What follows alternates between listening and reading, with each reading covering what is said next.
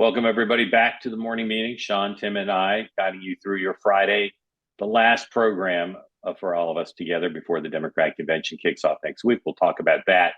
Today, Vice President Harris has an event, 2:45 Eastern Time in Raleigh, North Carolina, her economic speech, widely previewed today. Wall Street Journal adds a housing element of the speech. We'll talk about that. Donald Trump at this time has no public event. I aired in the day book that I sent around earlier in saying JD Vance doesn't have an event. He does. He's in Wisconsin and Milwaukee doing a police event midday. Tim Walz, no public events, however. So that's that. If you're watching on YouTube, welcome. If it's your first time watching, we hope you enjoy this program. It's about peace, love, and understanding. We're here to learn from each other, not to fight, and to have spirited conversation. If you don't like what somebody says, learn from it rather than denounce it or say you'll never watch again. And if you're watching on the two-way platform, welcome. If you'd like to get into the conversation, raise your electronic hand. We'll get a lot of you in today. And we'd love to get some new people in, as well as old regulars who we love as well. So just raise your hand and we'll start calling on you relatively soon. We're going to do something today. Regular viewers of this program know, for the 20-year history of the morning meeting, on Fridays, we always do Fast Track Friday, where we talk about quick answers to questions that are on everybody's mind. So guys, here we go.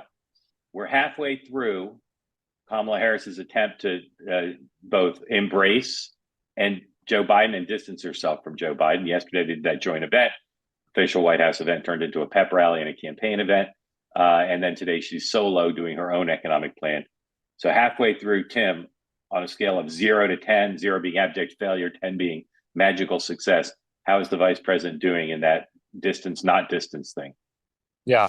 I'm going to give her an 8 because I think it is a balancing act where you have to show some embrace of the previous administration. I think the event yesterday was a very good way to underscore accomplishments from the IRA, getting some of those drug prices down $6 billion over a year. But at the same time, she's looking forward. And so today we're having an event in North Carolina where she's going to roll out new policy.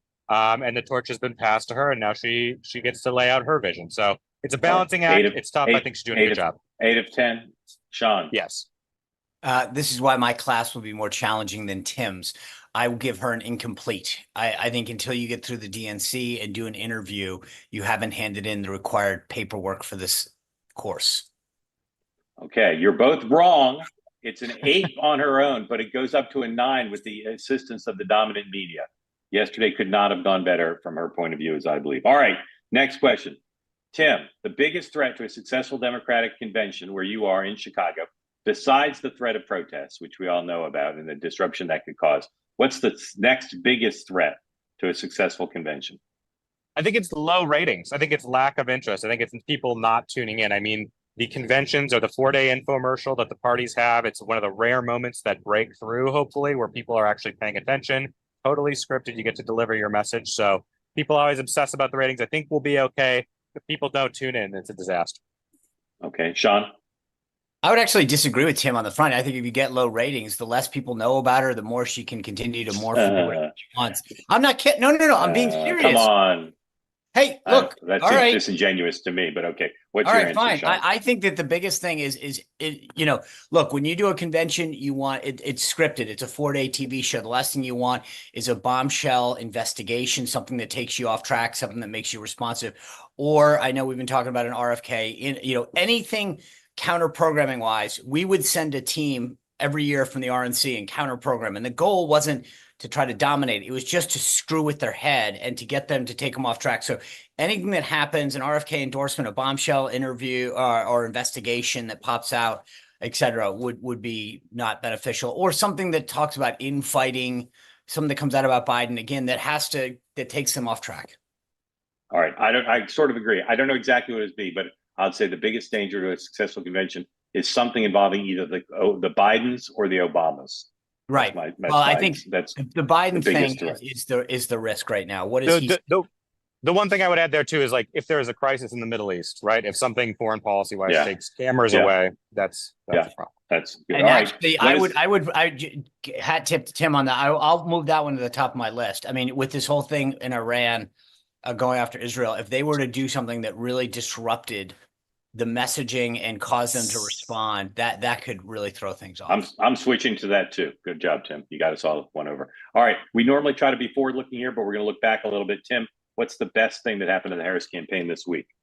I'm going to go with the Biden event. I think you saw the outpouring of goodwill that's going to happen at the convention too. I mean, like the amount of emotion that is there in the Democratic base, in Harris, and Biden is palpable. And I think there is so much appreciation for him that is underappreciated and what is helping her ride the wave that she is riding.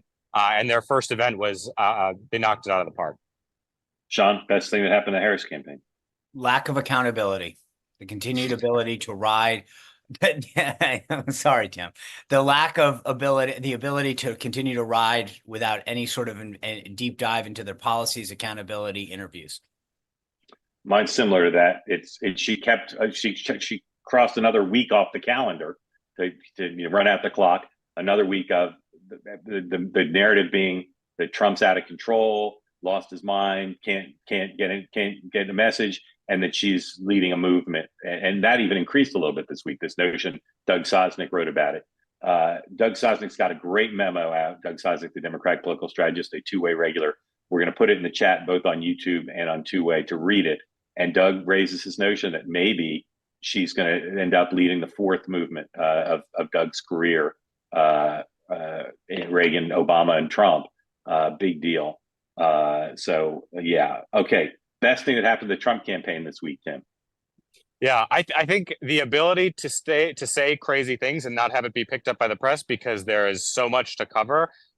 He was at an event with Miriam Adelson talking about how she received the Presidential Medal of Freedom, and much like veterans who served who get the other Medal of Freedom, the Congressional Medal of Freedom, she turned out okay because she wasn't shot at, she wasn't wounded. I mean, just like insane stuff that I have not seen covered anywhere today. Because it was covered on Morning Joe, I'm told. Sean, best thing that happened to the Trump campaign? I think yesterday's press conference showed that the message of the economy and staying focused on economic message is getting through to him. You mean it might get through to him, since he also in that same press conference said he get a right to insult her personally. But at the end of the day, look, from the visuals, he had the visuals out, he had the charts out. I've never seen Trump as disciplined as he was and focused on a singular issue as he was. I agree. And I think to me, the best thing is they've gotten the point that they have to give him props, human or otherwise, to get him to focus on a single issue. And I predict you'll start to see events like with victims of crime, victims of immigrant crime, et cetera, to get him to at least from a lot of the events stay on message. All right, Tim, worst thing that happened to the Harris campaign this week? I'm going to flip Sean's answer here a little bit. I think there is a building pressure from the media to demand interviews, and it's seeping a little bit more into coverage. So I think that campaign continues from the press and from some voters, and that, look, we're going to the convention. She's going to have a full week to deliver a message there, but I think it's going to hit a pitch. And hopefully she meets her deadline of, she's going to sit down by the end of the month and do an interview. But I do think you're hearing more and more about it. The Jen Psaki interview is right around the corner. Sean? I don't know that. I mean, look, I'm not looking to give her a pass, but I'm not sure she had it. As I said at the beginning, it's an incomplete week. So I don't think she had nothing that stands out. I think Waltz had a worse week than she did, if you want to look at it holistically. But she got away with a lot this week. And if from just a pure political strategic standpoint, I'll give her a credit on that. I don't think she had a big bad moment. And that's not all because of her. It's because you have a fawning press for her. Yeah. I think the worst thing, and again, it's super incremental. I mostly agree with you, Sean. And it's along the lines of what Tim said. It's the green shoots, just as Tim says, green shoots on demands for her to start doing interview. I see green shoots in the press of people asking, explain these flip-flops, explain the repudiation of all these past progressive positions, and looking at her record in a way that is potentially going to create some tension. All right, lots to choose from here, Tim. Worst thing that happened to the Trump campaign? You may not use the word Lewandowski in your answer. Okay. I think the worst thing that happened to the Trump campaign is that Sean thought that he had a good week, or that there was a best thing about the Trump campaign. That press conference was a win for him.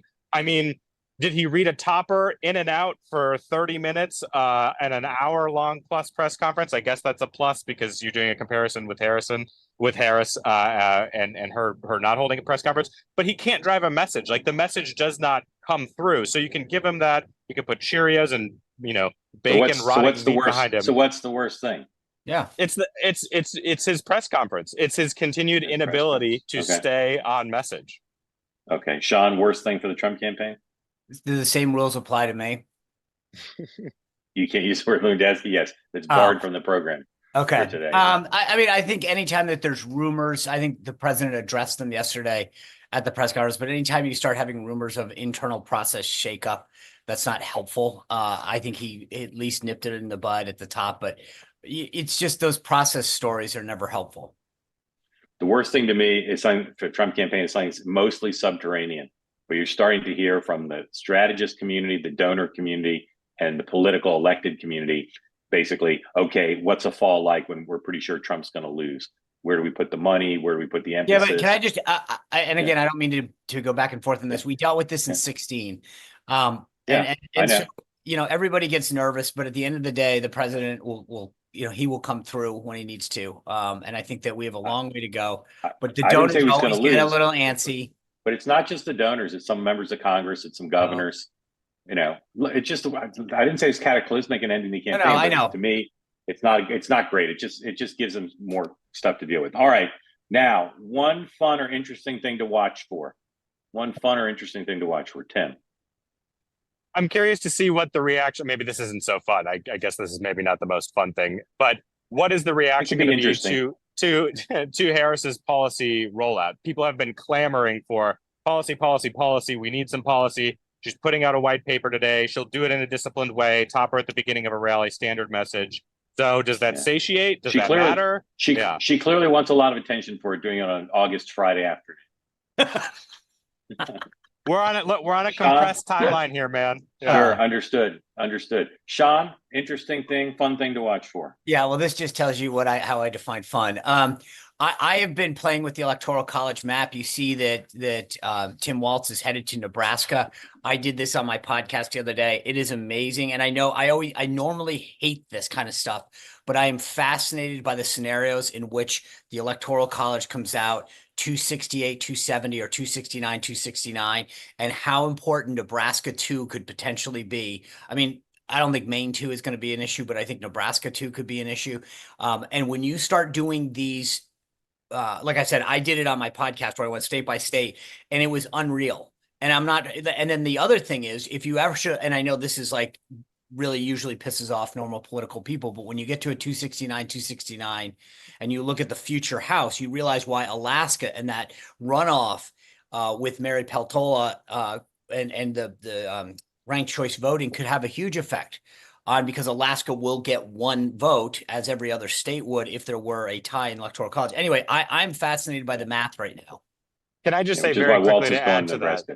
Go ahead. Just it's because Sean is more interesting than me in this answer. If you watch the Nebraska legislature, there was a proposal there to change how they allocate their electoral votes, and that could be cataclysmic. They're still in session.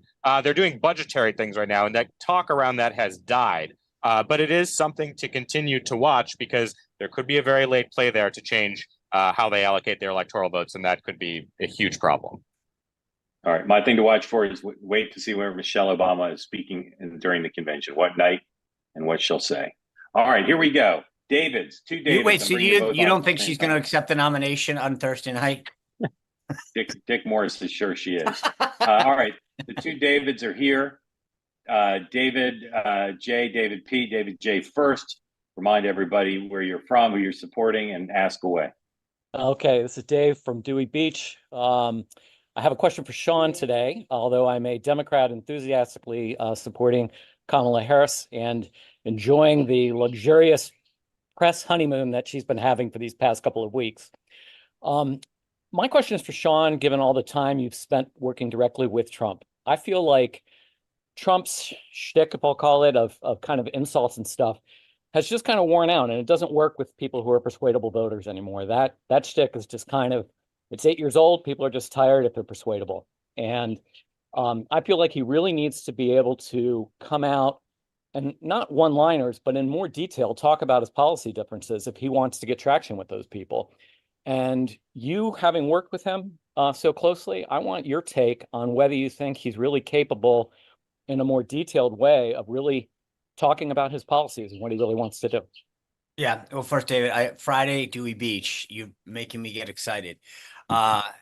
Have dreams of either the rudder, starboard, or anyway.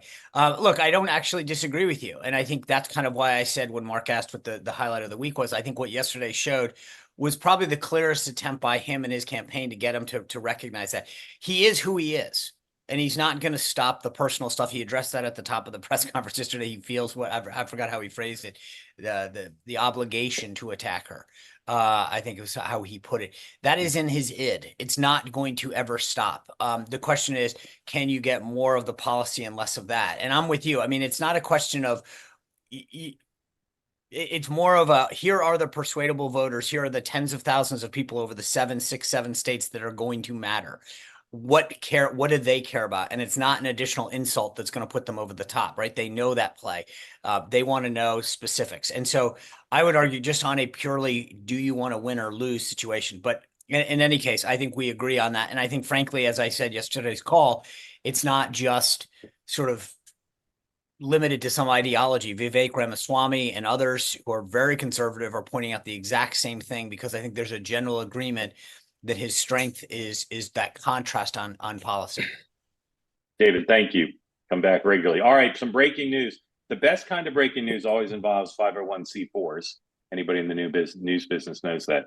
Trump campaign announces today, I don't know why, the formation of the Donald Trump presidential, Trump-Vance 2025 Transition Inc. Co-chairs, Linda McMahon, billionaire Howard Lutnick. The press release doesn't call him a billionaire, but I'm filling that in. And then the honorary chairs are J.D. Vance, Donald Trump Jr., and Eric Trump. Trump children, Don in particular, I'm told, have been told for a while, are very interested in making sure that this government is staffed differently than the previous Trump administration. And so I'm not sure exactly what Don Jr.'s role will be as compared to Linda McMahon and Howard Lutnick. But Sean, what does that listing say to you? Why are they doing it now? Actually, the irony is the most important thing is that the actual release of it. During 2016, Trump wanted nothing to do with discussion about the transition or planning. And the idea that he's buying into it, I think, shows a different mentality there. Second, obviously, the subheading, who's involved. I think Linda McMahon, very strong choice. She's been extremely involved in both the administration and then as SBA chair, but then America First PAC and now America First Policy Institute. So she has been very involved in his orbit on a governing standpoint, on a campaign standpoint, and on a policy standpoint going forward. I think I'll just leave it to your reporting. I mean, to your summation on Don and Eric. I think they've been very concerned about it, and this reflects that. I wonder if they convince him to announce it to just add a jolt of like appearance of confidence, like we're going to win this thing. If we didn't think we were going to win. All right, David. Good morning, everybody. Where are you? Who are you supporting? What's on your mind? I'm from Missouri. I'm supporting Trump. And the best campaign in my lifetime I've ever seen is 1988 with Roger Ailes. And he picked out 2 or 3 specific issues and just hammered them. That silly ACLU with the American flag, the Willie Horton issue, which I think was independent expenditure, but I'm sure he was involved in it. The ad was an independent expenditure, but they talked about it separately from the ad. And they matched the campaign with the ad each day. So the news media was not confused on what to report on. They only had one thing to report on. Trump needs to stay out of the way. He can get a 30-second ad together on an issue like transgender, which is an 80-20 issue. The St. Louis paper all week has been playing up some silly bathroom issue in the public schools where big money is spent on different kind of bathrooms. I don't have the patience to get into the balls and strikes of it, and I think it's perfect for him to do a 30-second ad. He could do an illegal immigrant ad where somebody was murdered by an illegal immigrant, which would be equivalent to the Willie Horton deal. Something will happen somewhere, and there's already been things where they can invent a tank ad or similar to that. Right. So David, your point is they should be doing great ads that are matched up with the daily message. Is that your point? Right. And the Daily Message might not be best presented by Trump. They have surrogates that could get out there, the congressional people on local TV, etc. Trump isn't good at that. David, you think Trump's on track to win right now? I think he will win. No, he's not on track to win. But like he did in 2016, he got his act together the last 2 weeks and was just brilliant the last 2 weeks and hammered home the message. I think he will probably do that. She's very weak. I know she's going to hide from the media, but I think the 30-second ads and the rest will, she's very beatable. Newt Gingrich said opening day when Biden quit that she's a San Francisco Democrat. She should be defeated by like McGovern was and all. And I think Trump certainly has the money to do that in the 6 or 7 states on TV. Right. David, you know what made Trump a particular genius in the last 2 weeks was his running mate, Jim Comey. Sean or Tim? Any questions for David? He stayed out of the news the last 2 weeks, though. Yeah, he did. He didn't step on Jim Comey. He did. You're right. He did. The only thing I would just say is that, like, look, this goes back to sort of both the Twitter question that usually gets asked and the previous comment. He is still who he is, and the idea of him allowing other people to take charge is just never going to happen. And so it's not a disagreement; it's more of an acknowledgement of reality. Yeah. David, do you think that when Trump is out there like doing a press conference like he did yesterday, is that a good thing? Does he do a good job driving a message? Probably not. I think he's better left to the paid media and surrogates, and they should keep his voice off TV and just show pictures of him doing something that looks to be halfway important. Riding horse. David, thank you. How'd you learn about a morning meeting? I've been watching it from the beginning. My son's a friend of Sean's, and it's a great show. I love it. Thank you. It's the friend of Sean, not a friend of Sean. Oh. Okay. Thank you, David. Thank you for joining. That's kind of ribbing we do here. Stephen, unmute. Remind those who don't know who you're for, where you are, and ask away. Good morning. I am from suburban New Orleans, St. Tammany Parish, Mandeville, Louisiana, particularly. Trump supporter. I guess the point I'd like to get across is there's a lot of commentary about Trump not staying on message. When you agree to give hour and a half, 2-hour interviews, discussions, a lot of content is going to be discussed. And I do think that Trump does a decent job of focusing on policy. Where I would advise him is when the legacy media ask him these type of gotcha questions that aren't on policy, I would just brush those off and not go down that rabbit hole. That's what he does. But I think if you listen to yesterday's press conference, there was scores of policy issues that were discussed, tons of them. And to Sean's point, Trump's going to be Trump. And I want Trump to be Trump. Right. I think that's part of his attraction, quite frankly. But if I were advising his campaign, I would say, don't go down the rabbit hole when the legacy media tries to bait you. And secondly, what I would do if I were him on September 4th, I would have a town hall forum, invite Kamala to come, hosted by Fox. She won't. I think that's where Trump's humanity really shows. I think if he and Kamala both did a town hall debate, that environment lends itself well to Trump. He comes across a normal guy, very reasonable, very relatable, and he doesn't come across a politician. That's Stephen, my two things. Thank you for that. 2 things. Number one, do you think Trump's on track to win right now or not? I think that the momentum due to the legacy media's continued coronation of Kamala is definitely helping her. I do think when the dust settles, I think he's going to bring it home. I honestly do. I don't think that's pie in the sky. I try to be objective in my thinking. Just because I'm a Trump guy doesn't mean I agree with him 100% on the way he presents himself and that type of thing. But I do think he's going to close out strong because policy has to come up at some point, and I believe her policies are just not attractive to the majority of the country. All right, I'm going to turn you over to my colleagues, but first, as always, friendly reminder, it's Kamala, like the punctuation mark, Kamala. Correct. Right. That is not intentional, but I appreciate the correction. I didn't think it was. Just always like to have everybody say it right. Sure. Respect. Yep, all good. Thank you, Stephen. Tim, anything you want to ask Stephen? No. I mean, I think just to the point that there are gotcha questions from the legacy media. I do think a lot of it is the problem with Trump is it's unprovoked. It is self-inflicted. He hears something and then he goes down a rabbit hole. It's not that he's pushed on something. Nobody asked him to comment on her Black and Indian heritage, but he did, and then it became a thing. And it's common with him. So I don't feel like they are legacy media gotcha questions. I feel like he can't control himself. Yeah, two quick points. One is I think, and Stephen mentioned this. I mean, he is who he is. Part of his attractiveness to so many voters is that he is not scripted. He says things that no politician would say. He doesn't adhere to talking points in a normal way, and he does a meandering hour and a half press conference. No one does that.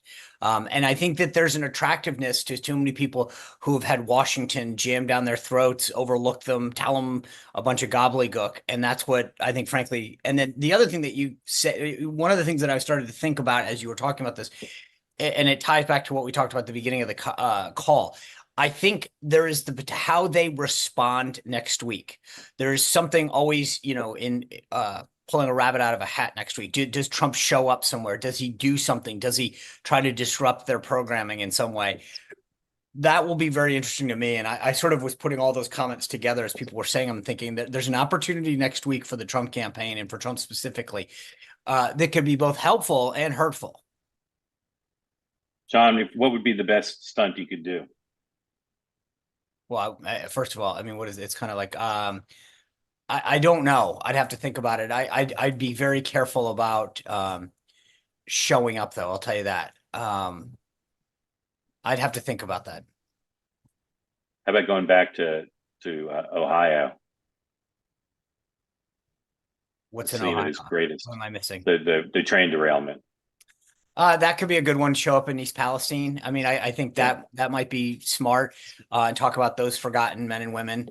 That would be along the lines. Do some, but I would actually do more of an economic thing. I mean, why? I mean, obviously, with all due respect to the tragedy that occurred there with that train derailment, I would think about how to tie this in, or go to the border and do a big border event. Or how about this? How about pull a TV twister-rooney and go to the streets of San Francisco? Ride the cable car, Coit Tower. He could go to a different Trump club where the membership fee is like, hundreds of thousands of dollars and stand in front of groceries again. That could be a thing. Good, Tim. Good, Tim. Hey, Stephen, how'd you learn about two-way and morning meeting? I follow you on X, and I'm a viewer of Newsmax, and I see you on the Newsmax network a great amount of time. Thank you. Thank you for joining. Excellent. All right. Let's get one more in here real quick. James, come on in. Remind everybody who you're backing. Tell us where you are and go on ahead. Good evening from Japan. I am supporting Harris. I want to make a quick note because Ohio, konbanwa. Konbanwa. So, honto desu ne. Honto. It's one of the things I want to say about the platform quickly, because I know you've gotten a lot of flack for having different voices on. When you live abroad, you get a good, keen understanding of how divisive and toxic American media is and how socially destructive it is. And I have been listening in on these calls and hearing a lot of people who I vehemently disagree with and coming away with more understanding and compassion than I have in a long time. So it's kind of humanizing the opposition, and it's been genuinely therapeutic for me. So I just want to thank you guys. And I don't know why you're screwing up a proven business model, but it's good civil discourse.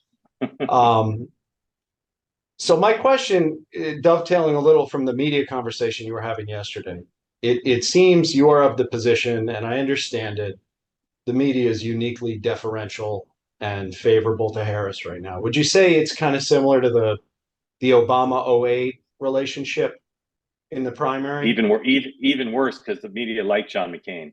So this is even more. The disparity. Well, I'll say comparing it in the primary between Clinton and Obama, which seemed to be more favorable for Obama. That was the worst until now. Okay. So let's say, thinking back to the Obama relationship, it was very hard. They didn't have much to throw at him, but what they did, it was very hard for anything to break through. The only thing I really remember breaking through was the Reverend Wright story, right? So let's say you have some negative points. Fast forward to 2024 with TikTok and YouTube and all these other mediums. Do you think you still need the participation and buy-in from the mainstream, all of the mainstream media, to effectively damage an Obama-like campaign? And if you do, what could that be for Harris, aside from a really bad debate performance or a bad interview? What could that be in the next 80 days? Right. Excellent question. I'll take first stab. I think you do. If you don't have the dominant media as either validating it or at least serving as a conveyor belt, as they did with the Swift Boat Veterans for Truth, it stays ghettoized into red media, and it never affects voters in a serious way. It can energize the base, but it can't transform the race. I think she's, as I've said previously, she's just not been vetted at this level. There's going to be stuff that comes out about her almost certainly. Whether that rises to the level of putting her in the barrel or not, I don't know. Tim, Sean? I mean, I think it isn't. Go ahead, Sean. I was just going to say, Tim, go. It is, to your point about social media, it is very interesting the degree to which campaigns feel like they can now circumvent dominant media and still deliver a message. I think that is part of what the Harris campaign is doing right now. She had to sit down with Tim Walz yesterday where they're just talking to each other for 10 minutes, doing an interview, introducing each other. So I think that's part of it. I also will just say, like, on the media bias question, it is, the media latches on to upward trajectory and momentum. And I think they have done that with Harris. And I think they also latch on to people who are struggling and needle them. And I think that's happening with Trump. So I just even when Trump was riding high, Melania was never profiled favorably by the New York Times, for example. Since Tim did me the favor of bringing up that discussion they had yesterday, I can't imagine. I mean, this goes to your point, James. Like, Tim Walz is talking about eating white tacos, and even Kamala was like, "What's a white man's taco?" I'm thinking to myself, if that discussion had occurred between J.D. Vance and Donald Trump, it would have been another. We would have all been mocking it today. It's not just what the media covers, it's what they don't. And the idea that got a pass yesterday, as silly as it seems, I mean, we get everything from policy discussions that don't happen, interviews that don't happen, to now he can make a comment like that. Their records get completely overlooked. So it's not just what gets covered, it's what doesn't. And then the last thing I would just say, because another good point that I was going to make today is the engagement of influencers in this cycle is I think the new thing. It's being able to have not just have a conversation with yourself, but you're seeing both campaigns really court influencers in a way that has never been able to happen in the past. And I'm glad to see, especially on my side, who have an aversion to a lot of this, to embrace people who have a big following to come into a campaign and document them and report on them. Because I think those relationships are a lot stronger than the ones that people sometimes have with the media. James, domo arigato gozaimashita. Arigato gozaimasu. Sayonara. Oyasumi nasai. Mata. All right. So 2 programming notes. 4:30 Eastern time today on two-way. Jordan Peterson, one of the most influential thinkers in this world, in the Western world. We'll have a discussion about the campaign. He's got super interesting things to say. I spoke to him yesterday about Kamala Harris, about where this election stands. We'll be taking your questions, streaming live on YouTube and then on the two-way platform. 4:30 today. Look forward to that, and love for lots of you to come. Whether you're a Peterson fan or not, in the spirit of this platform, you're going to want to hear what he has to say, and we'll have a great conversation. And then, of course, Monday morning, 9 a.m. Eastern time, 8 a.m. Central, where Tim and I will be live from Manny's Deli or somewhere in Chicago. We'll have all week during the convention, we'll have the morning meeting, again, 9 a.m. Eastern, 8 Central. So we'll see you then. Gentlemen, have a great restful weekend. Thanks to everybody for participating. And we'll see you at 4:30 today and then 9 a.m. Monday, and perhaps over the weekend as news warrants here on Two Way.